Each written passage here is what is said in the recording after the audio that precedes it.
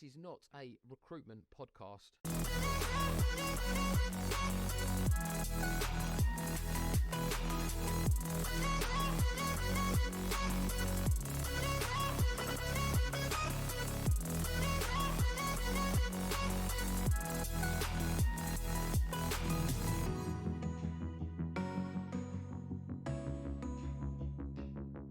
Welcome back to another episode of the Powered by People podcast.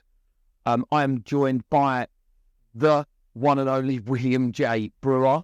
We always enunciate his actual proper name, the Rec Hub Talent Strategy Director.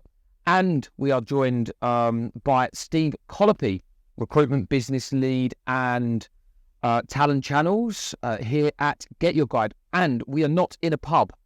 This is actually one of GetYourGuide's meeting rooms. Yeah. So the budget for meeting rooms is different in this business than it is in ours. But Steve, why don't you... Big plug for GetYourGuide there, because they've got the most incredible office. They really do. We get a chance to come and see them. In a power station. Oh, is that what it was? That's what it is. Power station. You didn't know? No, I didn't. Yeah, I was trying to guess. I said a factory. Old power station. Oh, there you go. So, Steve, why don't you just briefly introduce, before we get on to our topic of conversation, which will be communication and transparency in business, why don't you introduce yourself briefly? Sure.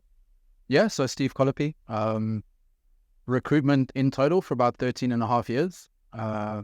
Started an agency in South Africa, moved to the UK, did agency, contracting, RPOing, internal. So I tried to really do as much of recruitment as I could. Yep. And then that obviously filtered across tech, business, and everything in between. So at the moment, I've been at GetYourGuide for 4.5 years. So you've seen some of the real scaling. Yeah. So I think when I joined, we were about 250 people. Mm-hmm. And now we're closer to 800 people. Wow. So it's been an adventure. Yeah. It's been a bit of a roller coaster, obviously through COVID and everything. I bet for a business that pretty much sells travel. Global experiences. 2 years worth of lockdowns didn't help. It didn't, but it was cool to see the innovation, right? Like there was a lot of stuff. Obviously people couldn't be out and about, but there was a lot of like online digital stuff. So Yeah. it was interesting to see how that adapted, and obviously a lot of the measures that the company took to look after suppliers and, you know, obviously customers and stuff who'd booked and paid for stuff in advance. Like Yeah, for sure. they did a really, and obviously I'm not paid to say this, but it is genuinely one of the more impressive company caring kind of initiatives that I've seen. And just in case GetYourGuide do want to sponsor us, we are open for sponsorship at the moment. So we'll plug that in just in case. So the topic of conversation today is going to be around communication. And over the 5 years of the Rec Hub, we've experienced we've tried to be, you know, from our backgrounds, we've tried to sort of be different in our approach and be very, very open with communication. One of the challenges, I suppose, is how open to be. What does good communication look like? And obviously it changes from a 50-person company to an 800-person company. In your view, Steve, what does good communication look like in a company like GetYourGuide? Internal, because obviously we're talking a little bit about, and we'll come on to that in a moment, the external, sort of communication between, particularly in recruitment agency and your recruiters and that sort of thing. But internally, what do you think? I think internally, I mean, you need a certain level of transparency, obviously. I think that changes a little bit based on whatever your hierarchy is. So how transparent can you be about everything? Absolutely. And does everybody need to know everything all the time? Probably not. Definitely not, I'd say. Yeah. But then for me, it really comes down to clarity. So as much as you want context and you want all of these explanations, you want to be clear on what your objectives are and you want to be clear on what you're working towards. Yep. And I think that for me, if we talk about communication, if I'm communicating with my team or if I'm communicating with my leadership or my stakeholders, it really comes down to how clear are they with their expectations on me and vice versa. And it has to be what you mentioned, Bill, is very much a two-way street, right? So if someone talks at you and not to you, and if you're not open to listening, it's a failure. 100%. I think you've seen a lot of that, particularly with sort of, going through one-to-ones and performance development. Clarity and communication of expectations is absolutely pivotal, isn't it? Yeah, absolutely. And I'm really interested to touch on the top. I think one thing we've noticed with the Rec Hub, obviously we've grown nowhere near as much as Get Your Guide, but we've grown from exactly Like you. From like 5 people up to 50 people. And the communication we had as a business internally when we were 5 or 6 people, we didn't really know until we were 50 people that actually, our communication has changed with our people, and we didn't prepare them. Yeah. We spoke about this topic on one of the other episodes where we were saying, when you're 6 people, you're telling everyone everything. Everyone knows what's going on. You feel like you're really close to everyone. And then you get to 50 people and you're not telling those same people as much anymore, and they feel left out a little bit.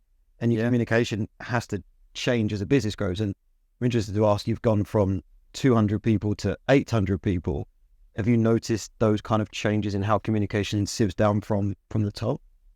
Kind of. I mean, You just get a memo now. if I'm lucky. No, I think there's a big difference, right? Like 50 to 100 and 200 to 800. That's sure, yeah. There's not a huge difference between 200 and 800 in terms of how you communicate. The infrastructure's already in place, right? For processes that are around communication and stuff. And I think, certainly here, I think the one thing that our exec do, that our leadership do very, very well, is give you the context you need to go and do what you need to do. Yep. And if you need additional context, they're available, they're happy to talk. And, we try, and certainly from my side, I try to be the same with my team. Yep. And say, this is what we need to do, but if you want to talk about it, we can. But ultimately, that structure is already in place. That's interesting, is it? Because you're kind of touching on communication versus clarity of expectation, right? And then just giving people the freedom to get to X, Y, Z result. Yeah. And that's very different to just what some people think is communication, just telling everyone everything, which is not the case, right? Yeah, 100%. I think it's been a tough year at the Rec Hub, hasn't it? And when you're going through the tough economic climate that particularly the embedded market has seen, people are often concerned around just simply job security, and that's the difference in if you're communicating effectively to make people feel safe and secure in their role. That's enough. They don't need to know all of the intricate details, but if that's really what we've found has been pivotal really in our sort of improvements of communication, should we say. But I think you mentioned something earlier, right? There's a big difference between transparency and clarity.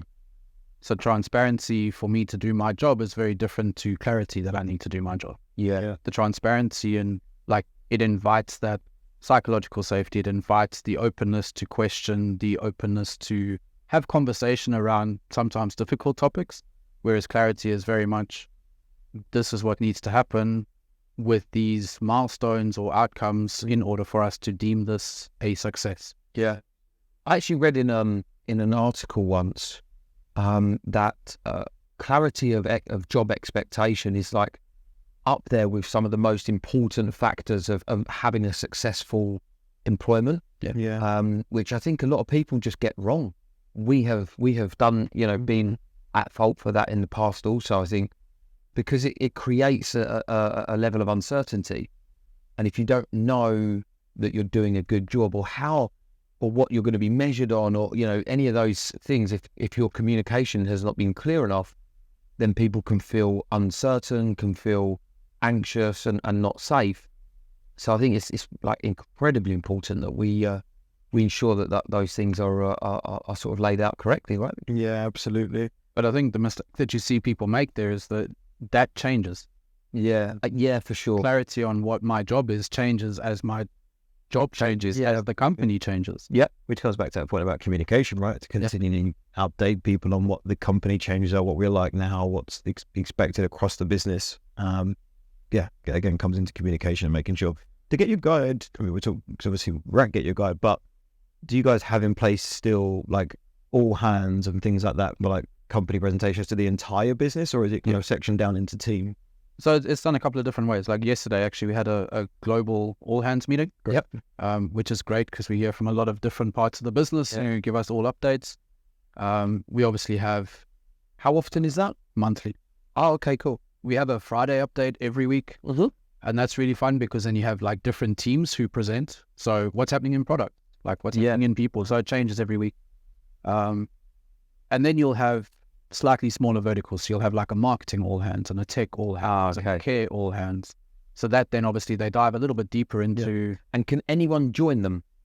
Yeah. Are they mandatory? No. Okay, so you don't have to join them if you don't want to. I mean, it's encouraged, right? But yeah, obviously it's work.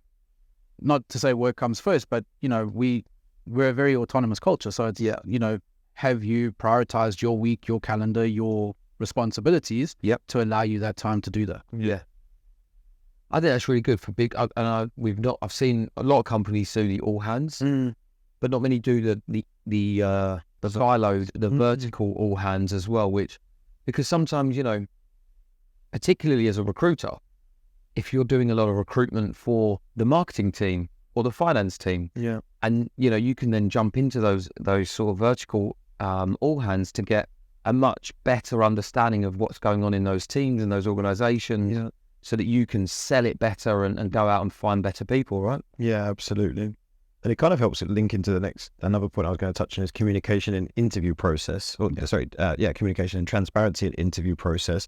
Because the more everyone in the business knows what's going in and out, they're able to communicate about the business a bit better. But for you, how far does transparency or communication go in the interview process about what it's like to work at GetYourGuide, or how much they should know? I think if you mentioned earlier about things like runway and stuff like that, should candidates be asking this stuff? Is that to give some context to our 13 listeners? I 40 talking. My mum listens. Yeah. We were talking earlier that that it has been encouraged with the tech winter, as it's been deemed, that lasted 3 seasons. We are encouraged in interview processes as candidates to ask about runway, which is essentially how much money's left in the business, or how much money's left to sort of keep the business going, because a lot of companies were struggling with funding, and again, it's part of your job security, confidence in your job security. So that's just to give some context on whether you should be asking those questions and how important it is, I suppose. And that certainly would change. Sorry to cut you. That would certainly change between an 800-person company and a 100-man startup as well, right? Yeah. No, for sure. And I mean, I haven't had that particular question like around runway. I've had a lot about stability and how you're doing after COVID because you're in travel, blah, blah, blah. Yeah. And I think a lot of that comes down to what is your culture, when you talk about transparency, like how open are we with people? And for us, it's all about being open, because as much as we're probably past startup now, we're probably more of a scale up, but being a scale up, it's we've achieved unicorn status, but that doesn't mean anything outside of we've done a good job so far. So far, yeah. So we still need people highly engaged. We still want people to buy into our culture. So obviously stability is always going to be a factor, but I think once you hit scale up, that stability becomes a little bit more taken for granted, perhaps, sure, than 50-person startup that's running on Series B funding, so like those things change. But we try and be as open as we can. Obviously, there is an element of you don't work for us yet. Yeah. So we will share as much as we can, but we're not going to give you our financials for last year in your first interview. Yeah. But can we talk about the success? Can we talk about how we communicate internally? Can we talk about what you can expect if you join the company? 100%. Yeah. In terms of stability, and like you say, as a unicorn, that isn't so much of a worry. You've managed to, as a travel business, to get through 2 years of COVID, which we saw a lot of travel companies not get through that. You can only assume that the stability is pretty much there, along with the 200 million that you've just taken. Is also a little bit less. But yeah, Yeah. look, I think, I mean, again, not paid to say it, but I really, there's a lot of our senior leaders who made some really smart decisions. Yeah. They worked really well with the board. You know, they made some very, very good decisions that really did a lot for the rest of us at the company. Yeah. That kept us where we are. And that's what people are going to look to hear, isn't it? Yeah. In that sort of sense, from a communication point of view.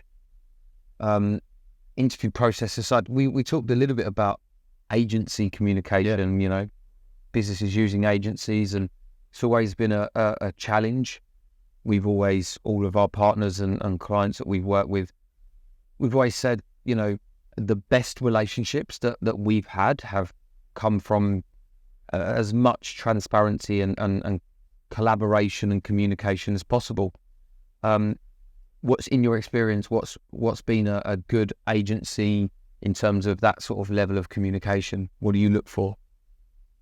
I think just honesty. You know, like obviously it's about openness and clarity and all of these things, but just honesty. Like if you can't deliver, you can't deliver. If you've worked really hard to do something and you haven't got there yet, fine. How do we change it? Yeah.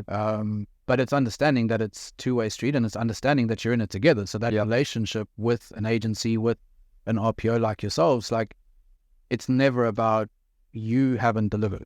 Yeah. Because obviously we have to help you and you have to help us.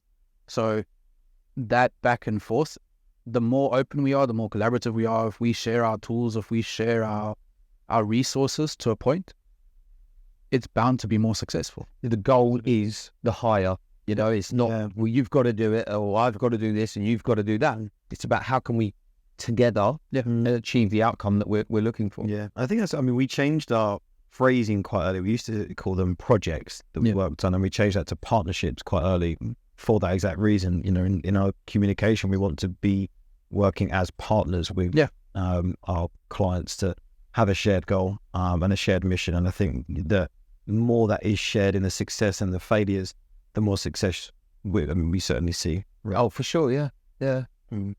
What's a really good example of terrible communication?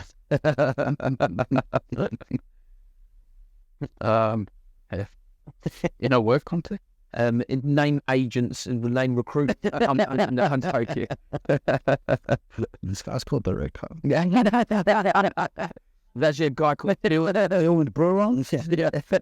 out as well. No, I mean, communication only fails if both parties fail. Yeah, fair. Right? So if communication's not going the way you want it to go, and you're the one who's identified that it's not where it needs to be, you should be the one to make those first steps to fix it. Yeah. Because ultimately my expectations and your expectations maybe are two different things. Yeah. But if I don't tell you what mine are and you don't tell me what yours are, we're never going to just magically meet in that middle space where it works. Yeah, for sure. Absolutely. Yeah, fair enough. One thing that I think was an interesting point to talk about through the topic of communication, we talked a little bit briefly with somebody else on the podcast about communication, but particularly around soft skills and how communication is really important. We covered a few topics around empathy and whatnot, but actually particularly for the younger generations, having difficult conversations productively and effectively is a skill that is like missing for a lot of people. Yeah. And then also we talked a little bit earlier about giving and receiving feedback, which is all comes under that umbrella of communication. So I think it's an interesting one to discuss. What's your thoughts on good and bad feedback, I suppose? Yeah, I mean, I think Steve touched a good word earlier. I think the word honesty, comes into good and bad feedback. I think people, from my experience, are very much open to receiving feedback if it's honest and it comes from the right place. Yeah, absolutely. Whether it's, criticism, whether it's praise, whatever it is, as long as it's honest, because you can have fake praise and, just giving, and they can tell if you're just patting them on the back just to make them smile for a minute because you think they need it. Sure. And the same with criticism. If you're just doing something and it's not from the right honest place, I think people are more often, or should be more often than not, open to receiving feedback if it's from that honest standpoint and you're saying it, you're setting it out at the start, saying, I'm just going to be really honest here.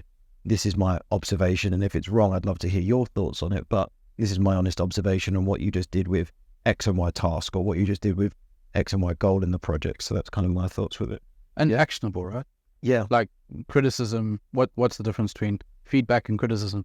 So like feedback is literally that. It's this is how I think this thing went. But if it's a criticism, well, what can you do to fix that? Yeah. Or what can I do to help you fix it? What can I do to fix my piece? Yeah. And that. But I think, like we also mentioned hierarchies earlier, right? So as you join these companies that are maybe smaller, they less matrix, they less hierarchical. Yeah. The need for that honest communication gets bigger in the flatter the hierarchy. Yeah, for sure. So, and it's something, I think you said it earlier, like people don't train this a lot. Yeah. No. And it's not a natural thing. Like it's really uncomfortable to tell someone you're not doing a good job. There's a client we was working with who literally are building a platform that it specifically focuses on these soft skills, having difficult conversations, emotional intelligence, topics, giving and receiving feedback, but gamifying it, obviously. Nice. Oh yeah, I know you mean. Yeah. Yeah. And that I think it's a smart move, because we know, having conversation is becoming less anyway. Yeah. Dating is on apps, socializing is on apps, and now with the metaverse, people just spend their time in like classes. So actually being able to sit opposite somebody, give and take feedback, whether good or bad, and to be able to have difficult conversations, and you're not getting that experience anywhere until you're in the moment. It might be whether you want to ask for a salary increase. It might be you want to, you're not happy where you're working, or the role isn't really meeting. But that's where we're just going to see a massive increase in quiet quitting, right? Yeah. Unless we start helping people in being able to genuinely have difficult conversations and give and take feedback in a productive way. Well, I think that younger generation it gets spoken about quite a bit, is very different culturally. I'm not even sure what generation we call it now. Is it Z or X? I'm not even sure that we're up to now. But G. But often you hear about people are raised now always being told they're doing a great job, always being told, "Oh, you're amazing. Don't worry if it fails. It doesn't matter," type stuff. Or they're never participation medals. It doesn't matter if you win. I think I'm a big fan of football, and at youth levels now, they don't actually have winners or losers in the games now. It's just about playing. It's just about playing and taking part.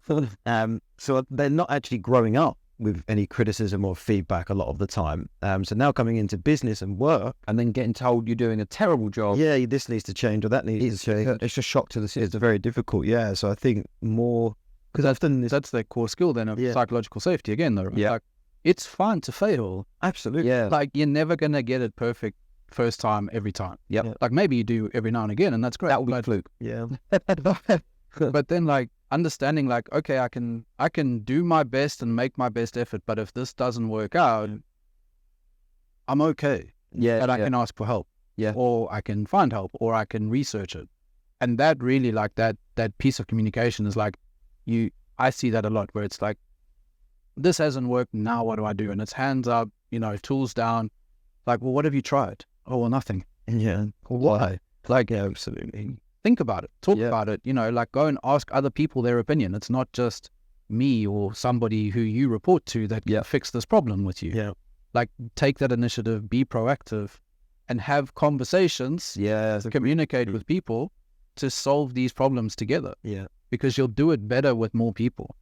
That's a really, really interesting one, because I think so much now with a lot of people, they'll come to their line manager and say, "I didn't work," and it's like you say, well, okay, so what have you explored to try? You just coming to me to solve it and tell you what to do, or are you going to go and actually figure out this answer on your own? I could tell you how to solve it, but you'll be back here in a week asking another problem that you'd asked me to solve. So Black box thinking. Great book. I don't know if you've seen the clip. I can't remember the guy's name, but he done a TED talk on black box thinking, and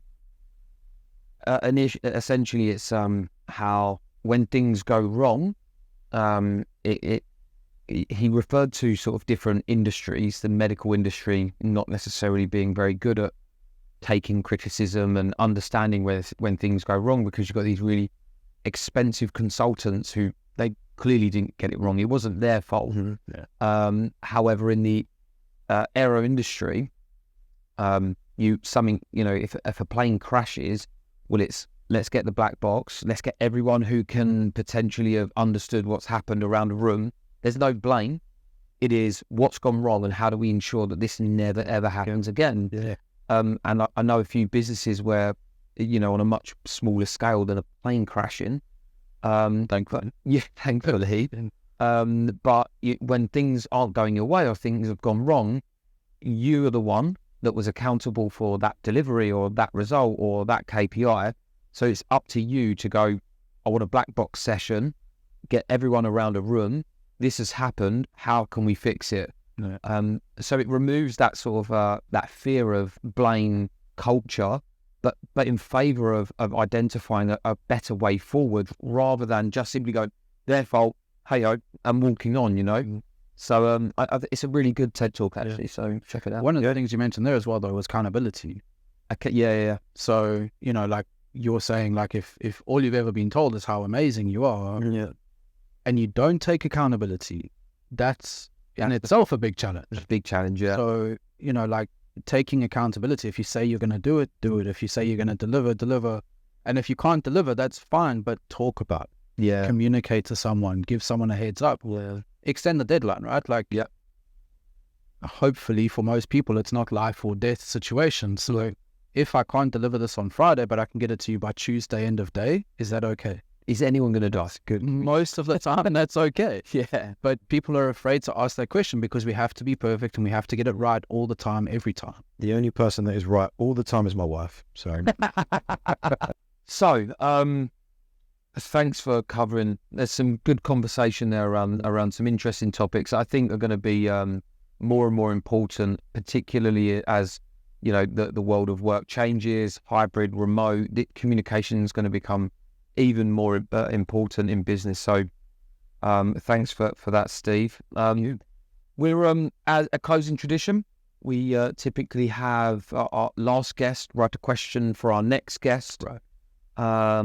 And our last guest had written, if you could go back a year, what would one thing you would do differently? If you could go back 12 months, what's one thing you would do differently? Pipeline more talent. Really, yeah. Talent pool.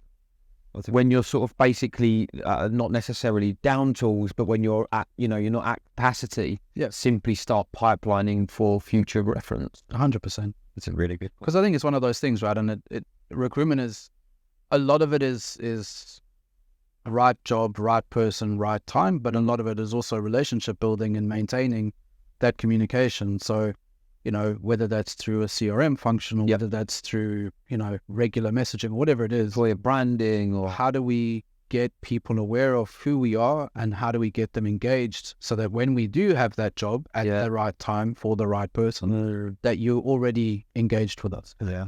It's a really good point, actually. And I think I don't know if we've covered this in a topic, employer branding, yet. Producer Rosie, have we? Fantastic. I forgot that one. But employer branding is like an absolutely massively rising topic in the world of TA for that exact reason, Recruitment is the sort of more active act of going out and finding people. Employer branding is becoming that sort of passive way of creating talent pools and simply getting people aware of your brand. Isn't it you told me a candidate is 60% more likely to respond or engage if they recognize or understand your brand? Yeah, if they've engaged with your brand. If they've engaged with your brand, they're 60% more likely to respond to your messages. There's a stat that LinkedIn sent us. Basically along those lines. If they've ever engaged with your brand, they're 60% more likely to respond to it. That's it. I mean, that's one hell of a reason to invest in employer branding, isn't it? Yeah, absolutely. It's interesting now. Obviously, as things evolve and develop and all of that, like employer branding is not even employer branding anymore, right? Because you've got branding, then you've got like recruitment marketing, and what's the difference between those two things? So, like with all of those things, it's an ever-changing topic. But yeah. Well, Steve, thank you so much for joining us in the Get Your Guide bar. Yeah. And thanks, William, for once again joining us on the Powered by People podcast. Thank you. Thank you very much, guys, and we'll see you soon. It's one of the good things you can take from a corporate, because actually whenever you're doing anything in the corporate, often it ends up, certainly in the functions I was in, but it ended up in some sort of board report or output of some description. It wouldn't be just a quick chat with somebody down the pub. It would be an output. But the benefits of doing that is that you think through all the other parts. So you might sit there and come up with an idea. Yeah, we can grow this to £1 million in 6 months because we're just going to do X, Y, and Z. But then when you're sitting there writing it down, you start to challenge yourself again. I don't know that that's going to work. And you're not vocalising it, you're just writing it down. Yeah.